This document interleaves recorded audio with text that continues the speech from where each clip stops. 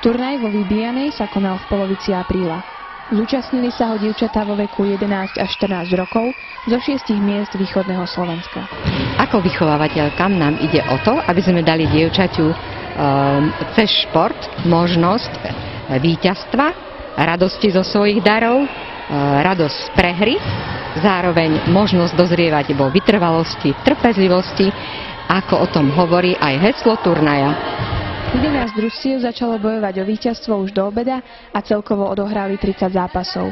Medzi nimi mali dievčatá čas poznávať hráčky z iných miest i povzbudzovať ostatné družstvá. Podstatou dnešného dňa nebola len samotná vybíjana, ale aj to, aby sa dievčatá navzájom spoznali a aby spoznali aj iné strediska. Myslím si, že to sa aj podarilo. Počas celého dňa bolo vidieť medzi dievčatami priateľskú atmosféru a bojovné výkony, ktorými sa snažili naplňať heslo turnaja "Neprehráš, kým sa neprestaneš snažiť". Na mojom týme sa mi páčilo, že sme hrali spolu, že sme sa nevzdávali a že sme sa tak obetovali jedna za druhú.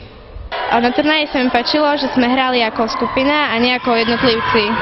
Po napínavých bojoch si putovný pohár Gianny Berety Mólovej, patronky turnaja, odniesli Domáce hráčky z Humenného pre Salesiansky magazín Petra Bartková a Monika Fecenková.